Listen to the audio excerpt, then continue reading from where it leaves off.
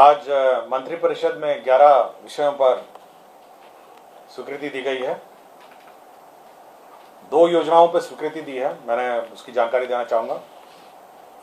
सर्वप्रथम Bakhtiyarpur engineering college में जो 5 एकड़ निःशुल्क भूमि उनको मिली थी एक्सपेंशन के लिए, उसमें प्रशासनिक सह अकादमिक ब्लॉक, बालिका छात्रावास, ऑडिटोरियम का निर्माण, परिसर का विकास, फुटबॉल मैदान, 4 दीवारी, कुल 49 करोड़ 72,78,000 रुपए प्रशासनिक स्वीकृति दी गई है। तो ये 7 निश्चय की योजना है और जो वर्तमान में आपको पता होगा कि संचालित है अभी भी बख्तियारपुर में इंजीनियरिंग कॉलेज, उसमें अतिरिक्त जो स्टूडेंट्स हैं उनके लिए अकादमिक ब्लॉक, बालिका छात्रावास, ऑडिटोरियम निर्माण, परिसर विकास, फुटबॉल मैदान और 4 दीवारी की स्वीकृति दी है। तो ये एक योजना जिसकी स्वीकृति दी गई है। दूसरी योजना जो स्वीकृति दी गई है वह आपको जानकारी होगा कि दरभंगा में राज्य सरकार ने एम्स के लिए, all Indian institute of medical sciences के लिए भूमि बहादुरपुर अंचल में एकमी शोभन बाईपास सड़क में विभिन्न खेसरा में 189.17 एकड़ में भूखंड में आवश्यकता अनुसार मिट्टी भराई का सैंक्शन किया। मिट्टी भराई और उसका बाउंड्री और उसका आधारभूत संरचना, इसके लिए 3,09,29,59,000 रुपए की प्रशासनिक स्वीकृति दी है। यह जो जमीन है वो सड़क से थोड़ी नीची है, जिस कारण से इसको मिट्टी भराई और बाउंड्री वॉल इसको करेंगे। तत्पश्चात यहाँ पर all Indian institute of medical sciences Darbhanga जो प्रस्तावित है उसका निर्माण किया जाएगा। ये कुल एकड़ आपका है 189.17 एकड़ है। तो ये जमीन मैं बता देता हूं कहां पे है। बहादुरपुर अंचल, एकमी शोभन बाईपास सड़क, मौजा बलिया और थाना नंबर 120/2। ठीक है, तो ये 2 योजनाएं हैं जो स्वीकृति दी गई है। इसके अतिरिक्त राज्य सरकार ने दानवीर भामाशाह की जयंती जो 29 अप्रैल को होगी, 29 अप्रैल को पुनईचक पार्क में उनके प्रतिमा स्थल पर राजकीय समारोह के रूप में मनाए जाने का निर्णय लिया है। तो राजकीय समारोह के रूप में मनाया जाएगा 29 अप्रैल को भामाशाह की जयंती। बिहार में एक नया संवर्ग, प्रोटोकॉल ऑफिसर्स का संवर्ग क्रिएट किया गया है। ये प्रोटोकॉल ड्यूटी में पटना एयरपोर्ट, दिल्ली एयरपोर्ट और गया एयरपोर्ट पर रहेंगे। कुल 15 पदाधिकारी होंगे, जिसमें प्रोटोकॉल मैनेजर के रूप में 1 रहेंगे, सीनियर प्रोटोकॉल ऑफिसर के रूप में 4 रहेंगे और प्रोटोकॉल ऑफिसर के रूप में 10 रहेंगे। तो ये सभी डेपुटेशन के आधार पर हैं। तो 15 लोगों का यह निर्णय लिया गया कि एक नया काडर बनेगा और ये प्रोटोकॉल ड्यूटी में रहेंगे। जो भी हमारे अतिथि हैं जो एयरपोर्ट में आते हैं जाते हैं और कोऑर्डिनेशन के लिए ये तीनों एयरपोर्ट में अवस्थित रहेंगे। एक प्रोटोकॉल मैनेजर होगा जो लेवल 6 का पद है, सीनियर प्रोटोकॉल ऑफिसर है 4 हैं जो लेवल 4 का है, प्रोटोकॉल ऑफिसर 10 है जो लेवल 2 का है। कुल 15 पद होंगे। तो 15 छोटा सा ही काडर है और 3 ही एयरपोर्ट इनको संभालना है। पटना एयरपोर्ट है, दिल्ली एयरपोर्ट है और गया एयरपोर्ट है। तो बहुत सारे हमारे गेस्ट आते हैं जिनको समस्या रहती है। ये परमानेंट काडर रहेगा, इनका ट्रेनिंग प्रशिक्षण प्रोटोकॉल में होगा और ये जो हमारे अतिथि हैं उनको रिसीव करेंगे और उनको डिपार्चर के लिए सहयोग करेंगे। काडर का नाम क्या होगा सर? प्रोटोकॉल काडर का नाम क्या होगा? इसका काडर का नाम मैं बता, बिहार प्रोटोकॉल संवर्ग भर्ती एवं सेवा शर्त नियमावली 2023 ये है। और protocol manager, senior protocol officer और प्रोटोकॉल ऑफिसर। जमींदारी बॉन्ड्स को जो इशू हुए थे, जो निर्गत हुए थे 1972 और 1974 के बीच में, जमींदारी बॉन्ड 40 वर्षों के लिए निर्गत किए गए थे। इसमें बंद पत्र के बॉन्ड के रूप में 50 रुपए का बॉन्ड थे, 100 रुपए के बॉन्ड थे, 200 रुपए के बॉन्ड थे, 500 रुपए के बॉन्ड थे, 1000 रुपए के बॉन्ड थे, 5000 और 10,000 रुपए के बॉन्ड थे। तो ये विभिन्न बॉन्ड जो जमींदारी अनुमोलन हुआ तो सभी जो भूधारी थे उनको बॉन्ड निर्गत किए थे राज्य सरकार ने। और ये RBI, reserve bank of India, ये बॉन्ड रखती थी और मेंटेन करती थी और पेमेंट भी वहीं से होता था। हाल के दिनों में वर्षों में देखा गया कि कोई बॉन्ड का क्लेमेंट नहीं आया जो बचे हुए बॉन्ड है, और इस बॉन्ड को मेंटेन करने के लिए सरकार को 46 लाख रुपए सालाना आरबीआई को देना भी पड़ता है। अब यह निर्णय लिया गया कि सरकार इस बॉन्ड सभी को आरबीआई से लेकर अपने स्ट्रांग रूम में रखेगी, और अपने स्ट्रांग रूम में जब जब किसी को बॉन्ड अपना प्रस्तुत करके भुगतान चाहेगी तो सरकार उसका भुगतान कर देगी। तो आरबीआई के स्थान पर राज्य सरकार बॉन्ड होंगे सर?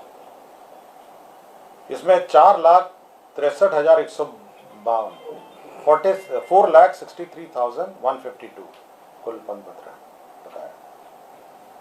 ठीक है।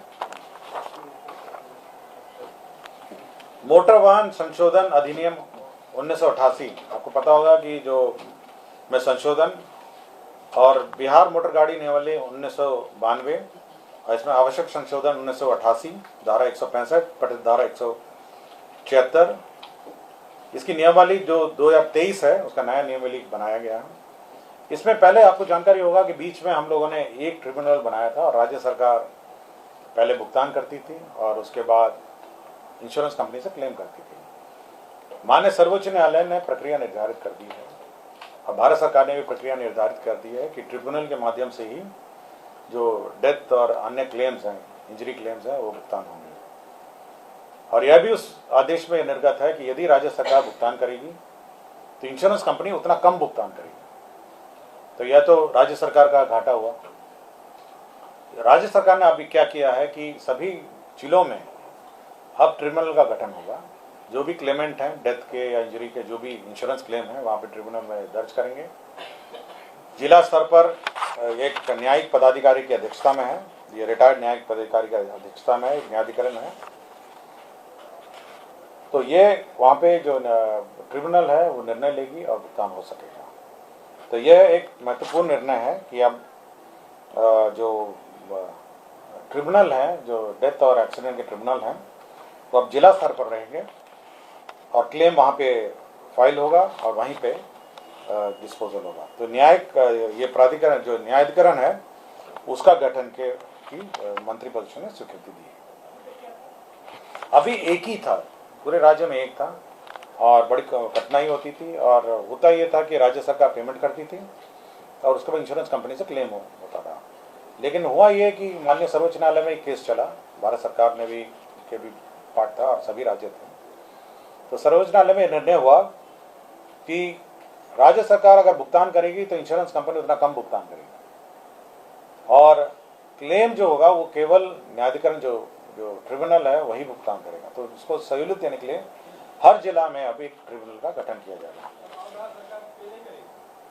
अब तो ट्रिब्यूनल देगा ना, अगर राज्य सरकार देगी तो फिर इंश्योरेंस कंपनी का फायदा हो गया ना, इंश्योरेंस कंपनी उतना कम भुगतान करेगी।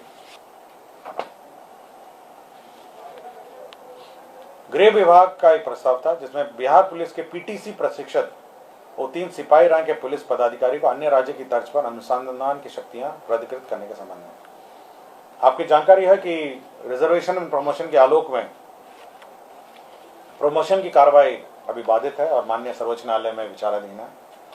प्रमोशन के अभाव में जो इन्वेस्टिगेटिंग ऑफिसर्स हैं उनकी कमी है। राज्य सरकार ने यह निर्णय लिया कि जो पीटीसी प्रशिक्षित 3 सिपाही हैं जो प्रमोशन के कगार पे हैं उनको अनुसंधान की शक्तियां दी जाए, केस में ट्रायल की जो केस में अनुसंधान की शक्तियां दी जाए, यह निर्णय राज्य सरकार ने लिया है। तो अब जो कांस्टेबल हैं जो पीटीसी उत्तीर्ण हैं, सिपाही के रैंक में हैं, ये अन्य राज्यों में भी यही व्यवस्था है क्योंकि वहाँ पे भी यही रिजर्वेशन प्रमोशन बाधित है, उन्होंने भी यही किया है। तो अब बिहार पीटीसी प्रशिक्षित 3 सिपाही रैंक के पुलिस पदाधिकारी अन्य राज्य की तर्ज पर अनुसंधान की शक्तियां प्राधिकृत होगी। तो ये लोग होंगे लेस देन एएसआई? हाँ, less than ASI, just below ASI.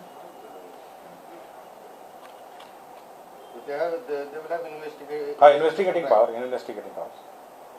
विज्ञान एवं प्रौद्योगिकी विभाग का एक प्रस्ताव था जिसमें तकनीकी शिक्षा गुणवत्ता उन्नयन कार्यक्रम 3य चरण के अंतर्गत। सर 1 सेकंड सर, इसमें कितने होंगे, कुछ आइडिया है सर अभी तक पीटीसी वाले ऑल ओवर मतलब बिहार में जिनको कि they will get investigative right मतलब पावर?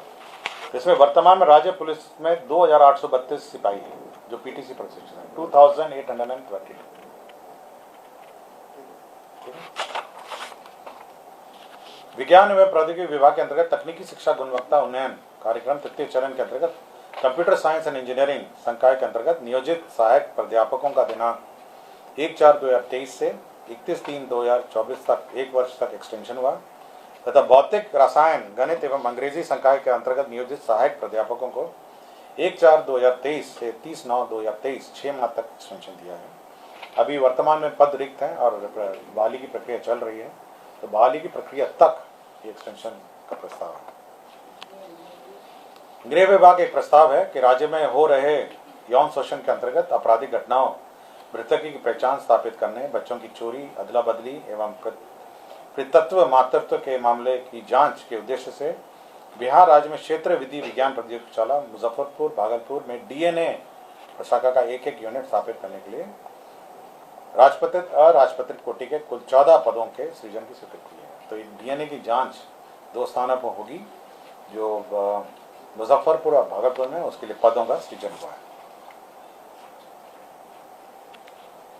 सामान्य प्रशासन विभाग का एक प्रस्ताव था। श्री अशोक कुमार 2 तत्कालीन सब जज एसीजीएम मधुबनी, जो वर्तमान में निलंबित हैं, मुख्यालय मधेपुरा है, उनको गंभीर कदाचार के आरोप में सेवा से बर्खास्त किया गया है।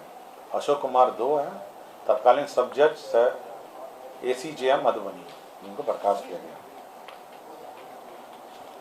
विज्ञान एवं प्रौद्योगिकी विभाग, आपको याद होगा कि विज्ञान एवं प्रौद्योगिकी विभाग के प्रस्ताव है जिसमें बिहार अभियंत्रण विश्वविद्यालय अधिनियम 2021 को नोटिफाई किया गया है।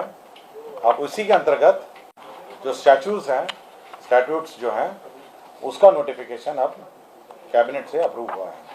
अब ये फुल फ्लेज कार्य करेगी और